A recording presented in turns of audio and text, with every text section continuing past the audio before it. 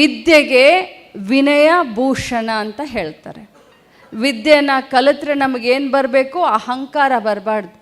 ವಿದ್ಯೆಯನ್ನು ಕಲಿತ್ರೆ ನಮಗೆ ವಿನಯ ಬರಬೇಕು. ಏನು ಬರಬೇಕು?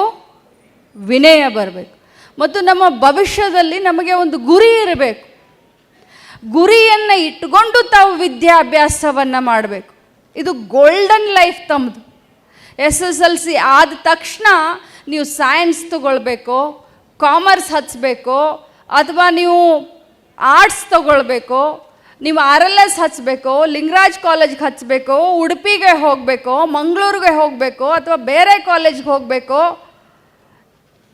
ಯಾವ ಒಂದು ಇಂಟ್ರೆಸ್ಟ್ ತಮಗಿದೆ, ಯಾವ ಕ್ಷೇತ್ರದಲ್ಲಿ ತಾವು ತಮ್ಮ ಭವಿಷ್ಯವನ್ನು ಕಟ್ಕೊಳ್ಬೇಕು, ಅದನ್ನು ಚಿಂತನೆಯನ್ನು ಮಾಡಿ ಪಾಲಕರೊಂದಿಗೆ ವಿಮರ್ಶೆಯನ್ನು ಮಾಡಿ ತಾವು ಡಿಸಿಷನ್ನ ತಗೊಳ್ಬೇಕಾಗತ್ತೆ. ತಮ್ಮ ಗೆಳೆಯ ಯಾವುದೋ ಒಂದು ಕಾಲೇಜ್ಗೆ ಹಚ್ಚಿದ ಅಂತ ಹೇಳಿ ಅವನ ಹಿಂದೆ ಹೋಗಿ ತಾವು ತಗೊಳ್ಳೋದಲ್ಲ ಕಾಲೇಜ್ನಲ್ಲಿ ಅಡ್ಮಿಷನ್ನು. ತಮ್ಮ ಗೆಳತಿ ಯಾವುದೋ ಒಂದು ಕಾಲೇಜ್ಗೆ ಹೋಗ್ತಾಳೆ ಅಂತ ಹೇಳಿ ಅಲ್ಲಿ ಅಡ್ಮಿಷನ್ ತಗೊಳ್ಳೋದಲ್ಲ. ತಮಗೆ ಯಾವ ಕ್ಷೇತ್ರದಲ್ಲಿ ಆಸಕ್ತಿ ಇದೆಯೋ ಆ ಕ್ಷೇತ್ರದಲ್ಲಿ ತಾವು ಸಾಧನೆಯನ್ನು ಮಾಡ್ತೀರಿ ಅಂತ 100% ತಮ್ಮ ಬಗ್ಗೆ ತಮಗೆ ವಿಶ್ವಾಸ ಇದ್ದರೆ ಮಾತ್ರ ತಾವು ಅಲ್ಲಿ ಅಡ್ಮಿಷನ್ ತಗೊಳ್ಳಿ.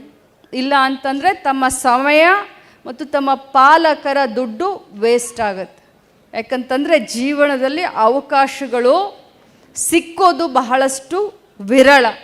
ಸಿಕ್ಕಂಥ ಅವಕಾಶದಲ್ಲಿ ತಾವು ಸಕ್ಸಸ್ ಆಗಬೇಕು. ತಮಗೆ ಯಾವುದೇ ರೀತಿಯಾದಂಥ ಅಡ್ವೈಸ್ ಇರಲಿ, ಅಥವಾ ಟ್ರೈನಿಂಗ್ ಪ್ರೋಗ್ರಾಮ್ಗಳಿರಲಿ, ಅಥವಾ ಕಾಲೇಜಿನಲ್ಲಿ ಏನೇ ಯಾವುದೇ ರೀತಿಯಾದಂಥ ತೊಂದರೆಗಳಿರಲಿ, ತಾವು ನೇರವಾಗಿ ನಮ್ಮ ಆಫೀಸನ್ನು ಸಂಪರ್ಕ ಅಡ್ಮಿಷನ್ಗೋಸ್ಕರ ಮಾಡಿದ್ರೆ ಖಂಡಿತವಾಗ್ಲೂ ನಾನು ತಮ್ಮ ಸಹಾಯಕ್ಕೆ ಧಾವಿಸ್ತೀನಿ ಅನ್ನುವಂಥ ಭರವಸೆಯನ್ನು ಕೊಡ್ತೀನಿ.